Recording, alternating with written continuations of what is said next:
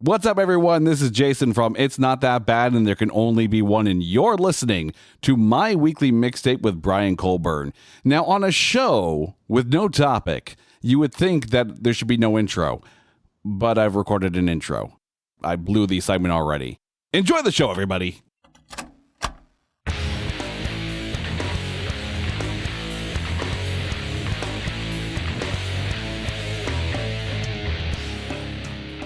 Welcome to My Weekly Mixtape, a podcast that takes the classic mixtape approach to building a modern playlist. I'm your host, Brian Colburn. Joining me once again as guest curator is Jason Whissell, host of the It's Not That Bad and There Can Only Be One podcasts. Jason, welcome back to the show.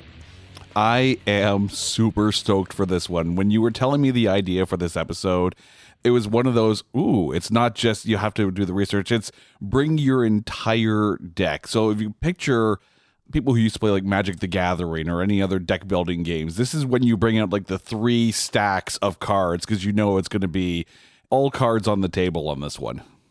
100%. This is an episode I've always wanted to try. And first, I want to thank you for being the guinea pig, test dummy, control group, whatever you want to call it, because tonight our episode has no topic. So, from a podcaster perspective, on one hand, you have literally no prep work for the show because it could be any song that you've ever heard of in the history of recorded music. But on the other hand, you and I have an issue because we're going to have to be on our feet tonight because there's never been a more spontaneous episode of My Weekly Mixtape before this one. And the funny thing is, too, there are times when, you'll mention a band or I'll mention a band, and we may not be as familiar with some of those bands. I know I've sprung the occasional Canadian band on you here and there, but it brings to the table the possibility of a wide breadth of music from across all genres. Because there's this meme that's out there where it's got like some guy in like total straight up goth with the Danzig type makeup on with the mohawk, sitting beside an old lady on a park bench and go, my Spotify playlist summarized in one picture. There's basically so many genres and so many different types of music that are available. And if you listen to a wide breadth, you're going to have that ability to draw from different types. And it could go in a very different direction from where you thought it was going to be at the start of the show. Yes, the shackles are off in every sense of the word. This episode has no rules. If Jason wants to follow up my pick with the exact same band, so be it. If he wants to follow up with a cover version of the song I just mentioned, it's on. If he wants to literally pick a completely different song, if for nothing else, just to throw a wrench into the machine and see what happens, all bets are off. So this is going to be a lot of fun. I'll be curious to see if we can keep this musical train on the rails or if we crash and burn in epic fashion. So let's just get down to business and find out, shall we? Tonight, as I mentioned at the top of the show, Jason and I will be curating a no-topic mixtape. And due to the nature of this kind of episode, we're only going to be curating one side. Or let's just say we only had a 60-minute cassette on our hands instead of the 90 or 120. But Brian, who's going to start this episode, you might be thinking to yourself? Well, we're going to flip a coin, and the winner chooses first. That adds another layer of spontaneity to this episode because we can't even have an opening song ready. At that point, we will then flip-flop choosing songs until we've mapped out a 10-song, no-topic mix that Jason and I are going to try to have to name as well. I didn't tell you that part. Sorry. I'm here for it. We've got the football rules where we flip the coin and choose to kick or receive, I think, at that point. And the fact that the tape with no name must have a name at the end. So many permutations come to mind already without even a single song that comes out there. Yes, and the fact that people are going to have to know what to search for when they head over to myweeklymixtape.com to listen to the songs we talked about in the playlist embedded on the episode page. If the episode page doesn't have a name, what happens then, Finally, if you like what you're hearing on My Weekly Mixtape, you can help me out by either telling a friend about the show, leaving the show a 5-star review wherever you're tuning in, or becoming a Patreon mixtaper at patreon.com/My Weekly Mixtape. And unfortunately, because there's no topic, I couldn't even ask the mixtapers to chime in on this one. Although now that I'm thinking about it, if I do this style of episode again, maybe the mixtapers can choose the opening track for us to bounce off of. So, But for now, drum roll, please. Let's flip that coin. Jason, heads or tails? I'm going to call tails on this one. All right. Tails it is, sir. You are first pick of the night. What do you got? Okay.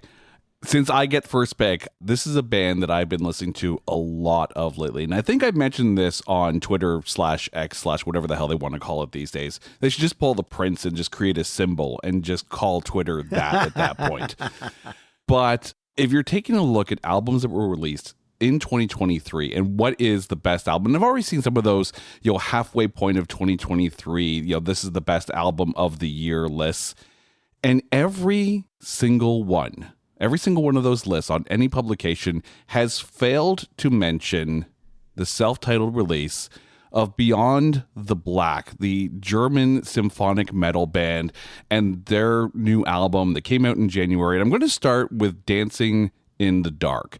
This song, if you're trying to put this into perspective, or at least as far as a frame of reference goes, take the epic drum intro from Bon Jovi's Lay Your Hands Off Me off of New Jersey, throw in a chord progression that's going to make you think immediately of The Chain from Fleetwood Mac, and stunning vocals from lead singer Jennifer Hobben. If you happen to like symphonic metal, you need to check out Beyond the Black. So I'm going to start with a rising Dancing in the Dark.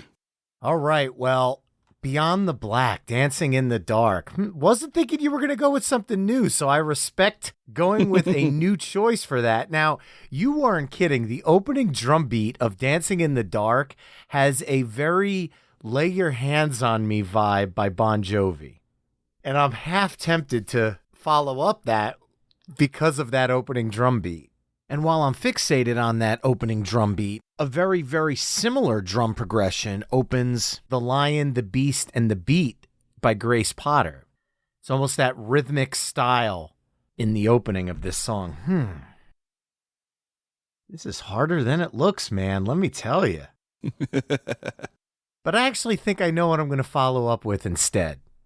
I'm going to stick with the hard rock that you're going here because obviously when we go hard rock, I'm all in on it, but I'm going to stick with the dark theme, and I'm going to bring in Hoobastank, Crawling in the Dark, from their self-titled album.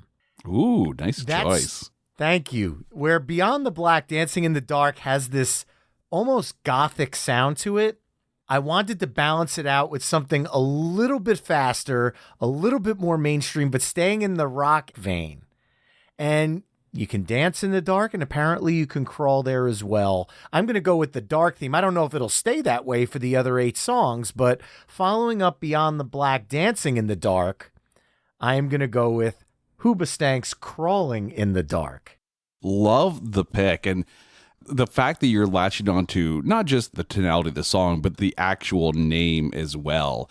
I kind of like that. But hearing Crawling in the Dark from Hoobastank, the minute you mentioned that song, I didn't even have to have a second guess as to what I was going to follow that up with. Because sticking with tonality of the song, the very first song that comes to mind the minute you mentioned that was Ocean Avenue from Yellow Card. I feel like the two songs kind of have a similar tempo, have a similar vibe to it.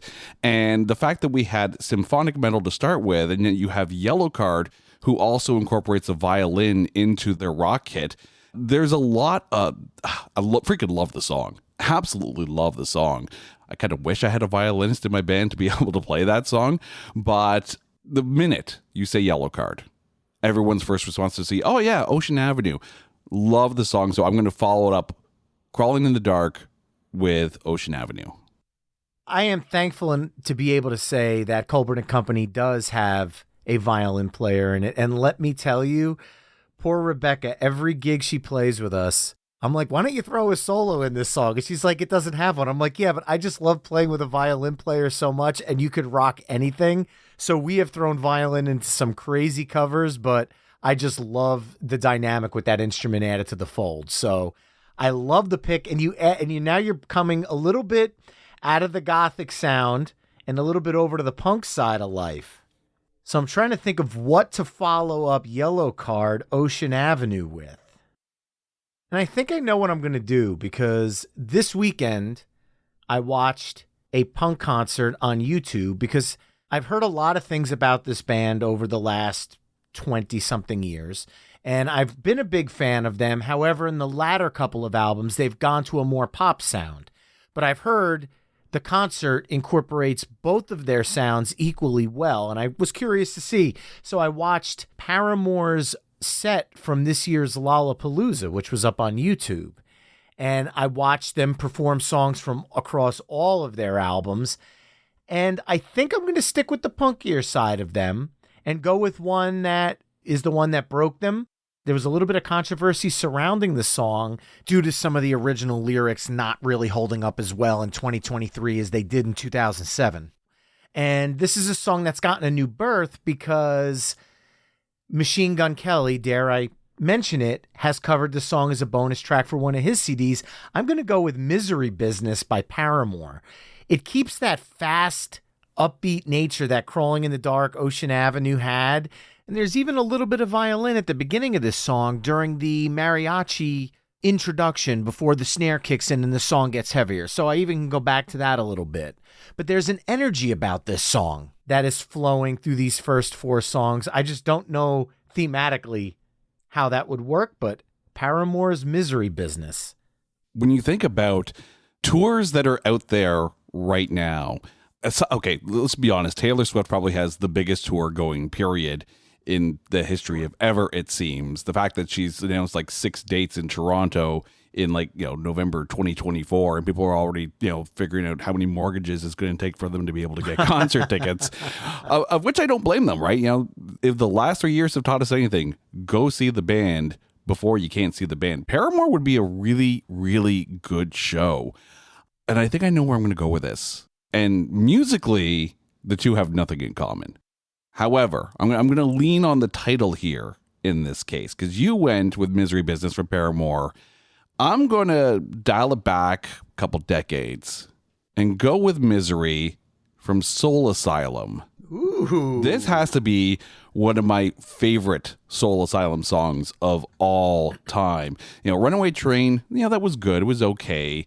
But if I'm thinking Soul Asylum, the lyric Frustrated Incorporated may just be everyone's work anthem, for the last couple of years. And the song Misery, I wish it was as big as Runaway Train was, but I'm going to go with Misery. It's a left turn at Albuquerque musically, but as far as title goes, you can see how it connects. I absolutely love that pick. It is my all-time favorite Soul Asylum song. You think about the inclusion in Clerks 2, what a levity that added to that scene. The song is absolutely fantastic. And look, Weird Al parodied this song with Syndicated Incorporated. He didn't parody Runaway Train. So I don't know. Maybe this song, while maybe not charting as high as Runaway Train did, maybe this is the more beloved song by them. I think it's their best song. I absolutely love it. I got to see them tour with Matchbox 20 on this album when it was Semisonic, Soul Asylum, and Matchbox 20 on this touring cycle. So hearing Misery live was something I'll never forget. I absolutely love the tune. Dancing in the Dark, Crawling in the Dark, Ocean Avenue, Misery Business, and Misery. I don't even know where to go off that. Actually, maybe I do. You're a bass player, Jason, so when I pick this song, you're immediately going to say yes no matter what the topic is. Because as far as I'm concerned, this is one of the most iconic bass lines to come out in the 1990s. So I'm going to stay in the same decade as Soul Asylum. And looking at my 1990s playlist, believe it or not, this is the song that actually follows up Misery on my 1990s playlist. So there's a little bit of a cheat here. However, I've heard this playlist so many times, I feel like the two songs mentally for me work well together. And when you think about the vibe that I'm about to drop in this song, the massive chorus of Misery when you compare it to the massive chorus of In the Meantime by Space Hog. We're still staying in this grandiose musical area right now. When you think of Beyond the Black, Dancing in the Dark, Hoobastank, these are all big songs. Ocean Avenue, Misery Business, and Misery. I wanted to stay big. I just don't know how these songs tie together just yet, but musically, in my 1990s playlist, Soul Asylum's Misery and In the Meantime by Space Hog are back to back, and I feel like it works really well here, believe it or not, musically. And then being the movie guy you are, don't forget the inclusion of the song in Guardians of the Galaxy 3. That has to hold some weight as well. Oh, I mean, if memory serves, there was a kind of a mockumentary, if you will, or a fake documentary that had Joaquin Phoenix, supposedly walking away from his movie career and becoming a quote unquote rap artist. If I remember correctly, one of the members of Space Hog was in that as his assistant. I'd have to double check that one, but I seem to remember Space Hog and their performance on Much Music, if I remember correctly, was actually used as, the backstory of the assistant. So really, very interesting. I did not know that. But musically, yes. And again, it's one of those things where, as you mentioned, you have this on your playlist and it goes Misery and then, In the Meantime. And sometimes you kind of have to go with the first song that comes to mind. And as you were talking about In the Meantime, and I was trying to wrap my head around what songs were going to pop up, the very first thing that came up was Got You Where I Want You from The Flies. Kind of fits around that same era, kind of fits around the same mood and the same vibe. And again, another one of those fun songs. And correct me if I'm wrong, The Flies, aside from that song, nothing else really stuck out from them, similar to Space Hog and how In the Meantime kind of dwarfed every other release that they had. Yeah, when it comes to The Flies, they had a second single, She's So Huge. It was in a couple of movies. Even though I think it charted around the same place, they were both on the modern rock charts, but neither one of them cracked the top 100 on Billboard. So they were never massive hits, but Got You Where I Want You definitely held on a little bit longer in terms of longevity for the songs. And then for Space Hog, they had a couple other albums. I know there was the Chinese album and the Hagassy. And I want to say they had put out another album in the 2000s as well, but none of them reached the level of success as Resident Alien. So yeah, 100% I'm on board with you on both of those points. I absolutely love Got You Where I Want You. My old cover band used to play it. And for me as a bass player, that song was okay. I could literally have a drink in one hand and my finger on the bass on the other because it really, it was two chords. If I'm not mistaken, it was E to A. Over and over and over and over and over and over and over and over and over and over and over and over and over again. We would come out of that and go into the E to A of Possum Kingdom. Ooh. That's not where I'm going musically. Okay. But when we played, that's what we did. And I'm starting to see a theme here in these songs. So I'm going to just add a song that I think is going to lean into the theme that I think is coming together here. And who knows if you and I are on the same theme as this is, but I'm going to go with a song from a band that might not ring a lot of bells from people when they hear it, but this is actually a supergroup that I'm a big fan of. They had one album that came out in the end of the 2000s, early 2010s, and it's a supergroup. And that supergroup consisted of James Iha, the Smashing Pumpkins, Adam Schlesinger from Fountains of Wayne, Bun E. Carlos from Cheap Trick on drums, and Taylor Hanson of Hanson on lead vocals.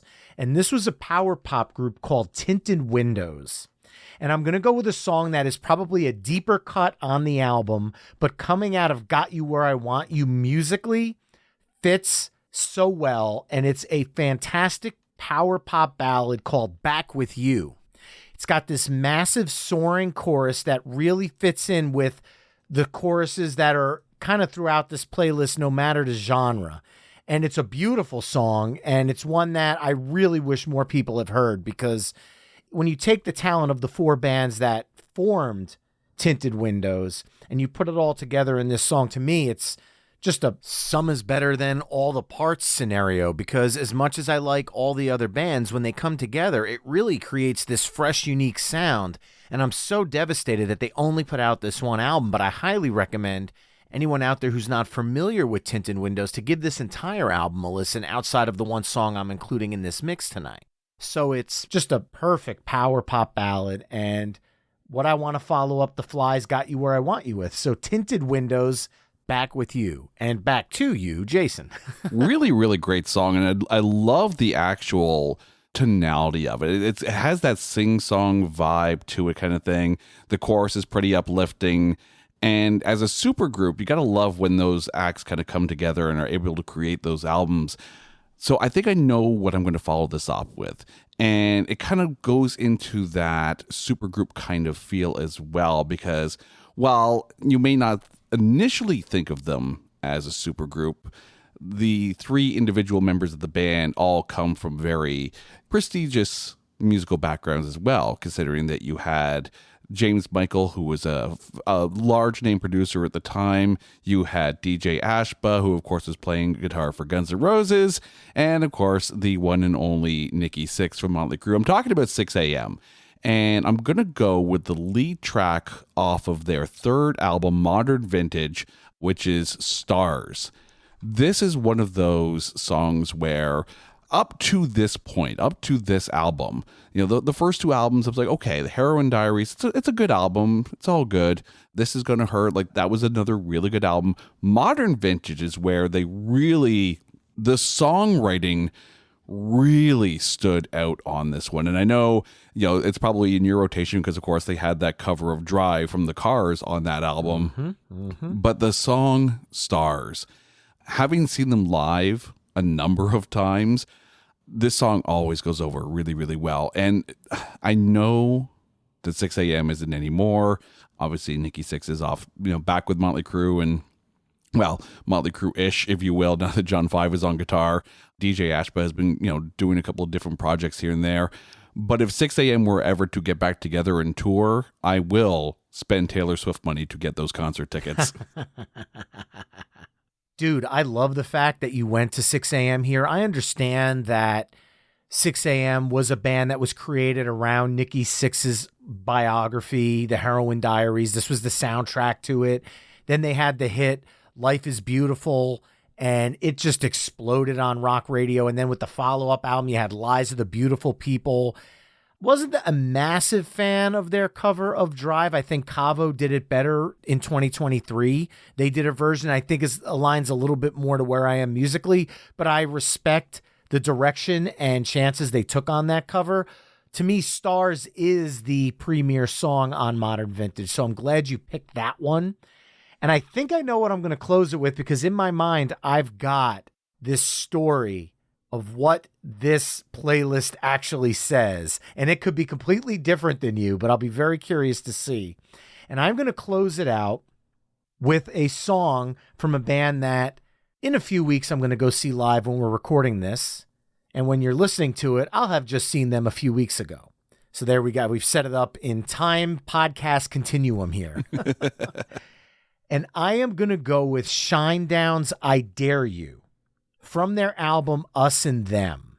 To me, this is an absolutely massive tune. It should have been a massive, massive hit for the band. It did get a lot of airplay. It is a fan favorite, and they do play it from time to time. But when you have songs like The Sound of Silence, Devil, Second Chance, all their hits, this one tends to get dropped from the set list because it's from their earlier albums. But I think it's one of their strongest songs ever. I love his vocal delivery. Again, a massive, big, bold chorus. And a little bit more of an upbeat way to finish the side, but still keeping in the vibe and tempo that has kind of woven its way throughout these songs. So I'm going to close it up with I Dare You by Shinedown. And I think I have an idea of where this playlist is going to go for me. But first, your thoughts on that tune, Jason. Shinedown is one of those bands that I've been fortunate enough to see live at least 3 or 4 times in various different settings, whether it be outdoor concert venue, small club venues, and arena shows. And every single time, no matter the size of the venue, you get that stadium concert feel as opposed to just whatever size of the venue that you're in. Shinedown are so freaking good. And I Dare You, yes, it's not my favorite song from them, but it's not one of those ones I'm going to skip anytime it comes on the radio. It's a really, really good song. If I had to go with my favorite Shinedown song, that would probably end up being Devour. But that might have been a little bit too harsh for this mix. I think I Dare You is almost the perfect landing of the plane for this cassette.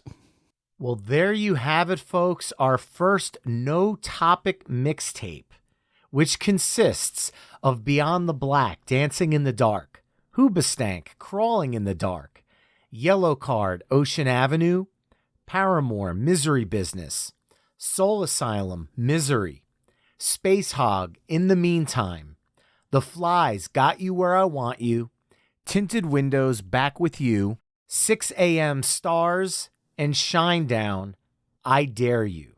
Head over to myweeklymixtape.com to hear all the songs we've discussed in this mix through the playlist embedded on the episode page. Now, if you had to choose a name for this playlist, what would you name it? Okay, this is going to be really, really corny. So fully prepare yourself for the dad joke that is about to come here, okay? I'm just going to say that if I'm getting the Scotch tape out, putting it on the tape, and getting the Sharpie and putting a label on here, I could cheat and say Awesome Mix Volume 1, but no, that's the Guardians of the Galaxy already did that one. But I'm going to have to go with Beds, Bass, and Beyond. Beds, Bass, and Beyond sounds like a store that I would shop at and probably spend a lot of money at, right? Right? Get your music beds, lots of bass in the music beds, and throw in Beyond the Black. There you go. Well, for me, I picked up on a vibe about halfway through that I started talking about, and I think it kind of played out that way. So my name for this no topic mixtape is Soundtrack to a Rock and Roll Rom-Com. Actually, I can kind of see that. I can definitely kind of see that because you've got with Dancing in the Dark as almost like an opening credit song, if you will. And all of a sudden the hero's journey comes into a conflict, if you will, a call to action in the misery section. And then things get happier. And then you get this almost rising chorus near the end of the songs where the hero hopefully gets the girl, You never know, and that's the beauty of this no-topic mixtape. It could turn into something really silly or something that could be a little bit more serious. Now, the question is for the mixtapers, if you had to name this mixtape, what would you name it? Share it with me on social media or via email, myweeklymixtape@gmail.com, because when you go to the webpage, you're just going to see No Topic Volume 1. So what are we going to name this episode, mixtapers? And keep it nice. Keep it PG, just like we do on the show. Jason, before we hit stop on this recording, why don't you tell people where they can find It's Not That Bad and There Can Only Be One? Well, if you go to our website at notthatbadcast.com, you're going to find all of our shows in one place. If you happen to be on the social media platform formerly known as Twitter, which we'll just create a symbol for that's better than the X that Elon uses, you can find us at notthatbadcast or at only one cast. And on any other social media platform, you can just find us at Not That Bad Cast because I don't feel like running more than one account per social media platform. By the way, we do have a new series that's coming up on It's Not That Bad. It's already out right now. It's called Keep, Watch, Pass. So if you're interested in hearing that, go over to Spotify. It's a subscriber only episode, but we're only charging like $1 a month to be able to hear those episodes. But you get the first one. You guys get the first one. But yeah, go to notthatbadcast.com. You're going to find all of our shows there. Love all the shows you have going on over there. I'm subscribed to both of them, and I have heard the Keep, Watch, Pass. Let's just say it's based on a game that everybody knows on social media, and it's played a lot, and I think it's perfect when you tie it to movies. So I'm waiting now for your musical Spin, Rip, Burn? I guess it depends on what the artist does and how many CDs get burned in effigy at that point. But because then again, when you think about it, burn might be, it's good enough. I'll just rip the songs and burn this onto the CD. So it's almost like, physical copy, burned copy, no copy at that point. Yeah. Well, once again, Jason, thank you so much for joining me. This has been a memorable mixtape for sure. Anytime. Remember, you could find My Weekly Mixtape on almost all the social media haunts at My Weekly Mixtape. You can also head to myweeklymixtape.com to check out the full catalog of My Weekly Mixtape episodes. And finally, if you like what you're hearing on the show, you can help me out by either telling a friend, leaving a 5-star review wherever you're tuning in, or becoming a Patreon mixtaper at patreon.com/myweeklymixtape. That's all for this week. Thanks again for listening. Until next time, enjoy the tunes.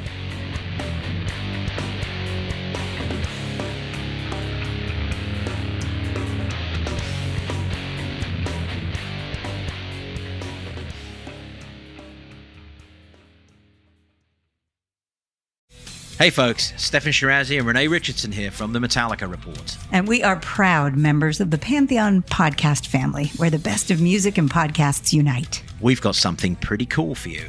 We're giving away an exclusive Metallica merch package worth over $250. That's a whole lot of Scary Guys, Skulls, M72, and other sought-after Metallica swag. And we've made it easy for you to win. Follow and share the Metallica Report, and you're in the game. Go to pantheonpodcast.com/Metallica, enter your email, and hit that button to be entered to win. And just like that, you're eligible for our monthly exclusive Metallica merch package. And guess what, rockers? You can enter every month, so just do it. And while we love our global brothers and sisters, the lawyers won't let us ship outside the U.S.